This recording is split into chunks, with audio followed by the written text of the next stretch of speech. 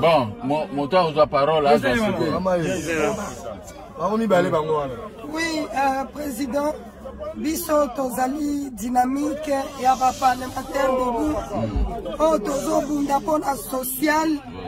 Il y a des parlementaires debout nyonso pe ba peuple congolais. Parce que tu as remarqué que depuis ton pouvoir, parlementaire debout a marginalisé. Toza na misala te, toza na mbongo te, toza na eloko te, tozo vivre parlementaire debout ya IDPS. Ya IDPS pendant que pouvoir na biso to bundela pendant 37 ans, lelo ça fait 40 ans parce que toza 3 ans au pouvoir. Et toye komona que ba ebisi biso ke toza na misala te, tokoki kozwa misala te parce que tokoki déjà ba 40 ans, tokoki kozwa misala te. Et puis tokoki kozwa misala te parce que tozalaki na majorité parlementaire te, c'est-à-dire ba ministre toza na bango te o ba kopesa biso misala. Alors toza na ndeko na biso moko aza na Canada. IDPS aza na 8 ministres. Oui. Toza na ndeko na biso moko il fallait que l'on la bateau a peu perdu. Toza la parlementaire debout moko akenda kana exil na Canada. Tango ya pouvoir ya Kabila. Alors tango akomi kuna ndenga zoyo katozolela akeko contacter ba peuple Cherokee, investisseur, ba ya na ba projet pour que ba pesa ba parlementaire debout misala. Alors projet wana kombo nango Arkabe. Dossier wana eza société Arkabe na Cherokee bangonde basali babimisi misolo 45 milliards de dollars nde bazoya nango pona ko appuyer projet ya mokonzi ya mboka ya développement ya 145 territoires. On a monaki na Facebook 90 personnes na kati avion bazoya pona ko investir. Te bango nano baye te. Mais dossier eza na présidence basi basali réunion 3 fois na ba investisseur. Alors dossier wana vendredi lisusu réunion esalemaki présidence na premier ministre Cherokee na Arkabe basalaki réunion dossier wana ezali siko ndenge tozoloba na mesa Agile Nyembo ya société Arkabe 45 milliards de dollars wana ezoya pour que gonfler budget à RDC. Alors biso bit na biso loko balobi misala ezate to eko senga président a signé biso document wana le plus vite possible parce que ba investisseur basa déjà makolo na nzela soki apesi kaka accord ba vire mbongo et moi na mboka ana za na poto alobaki ba mbongo ana nyonso avantage nango eko kende na IDPS pona kosala misala kotonga ba fédération kozongi sa force à IDPS na base pour que tozwa misala to préparer l'élection en 2023 pour accompagner sa président de la République majorité parlementaire pour cette fois-ci baloba lisute que tozangi ba place na société. Alors na 2023 to ekomunda la pouvoir na biso nde okomona banderole na biso ezawana ya social ya peuple congolais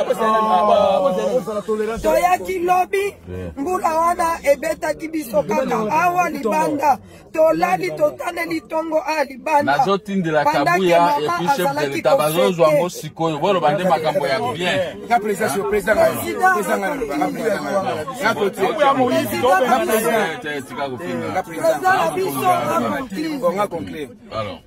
IDPS viva viva IDPS viva viva Fatibé Fatibé biso ba parlementaire debout toza contre iracha parti te Kabuya za secrétaire général na biso yebo été Fatibé to mon conseiller yebo été mais to sala ni awa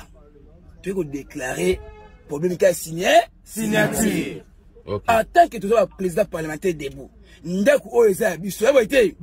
Fatibé to la mbaki biso senga iboye président Miguel sobo ya awa boya na ko yamba bino en désordre si que to moni to ye awa kokoma to komi to betela mbula awa to souffrir bana lobi bana 9 awa bana 9 awa to le lo moko te mais bazo mabiso te mais to yebi boye pour ma bisote pour un étoile secret ngana bi secret na loba na panza secret za kaka moko bo signer document malé parce que document ne za ba étranger té et ça ba camerounais té ça ba congolais mais c'est qu'on ngana yebi na ko ngone si ma té on ba si ma na ba ne si ma parce que ma be koti mingi na ide ya to be to bi boye papa lo baki boye te papa lo baki boye te papa était c'est damulu wa mulumba et c'est le baki boye te al baki boye te est-ce que ndé parti que papa lo baki boye te lo ko papa lo baki boye te papa lo baki boye biso to misala oza na 50 ans oza la coca oza la baba faut musala en des heures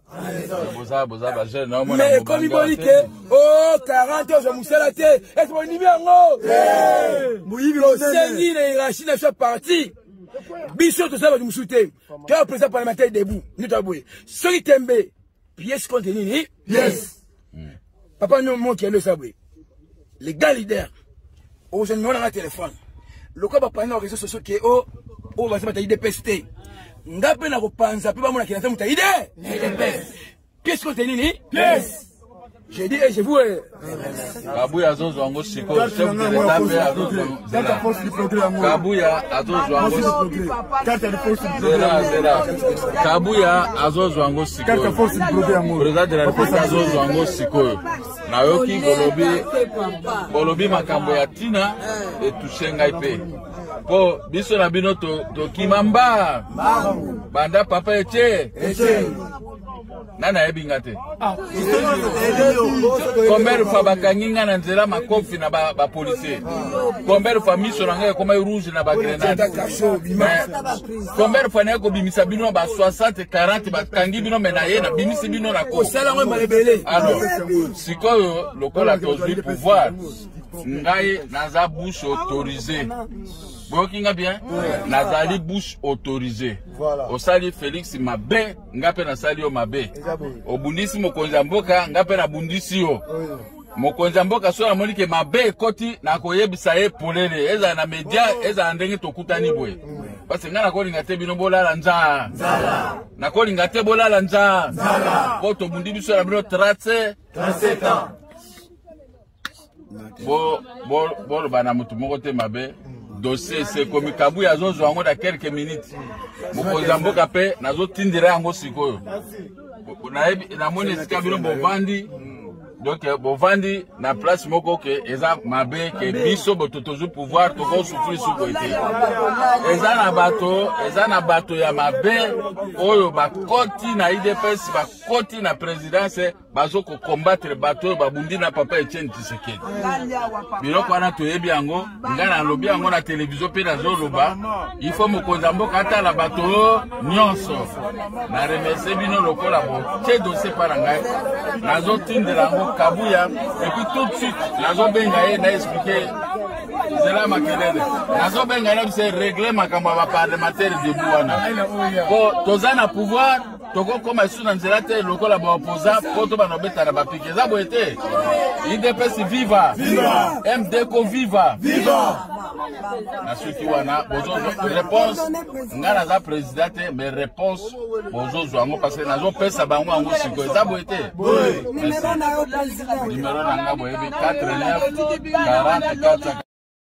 44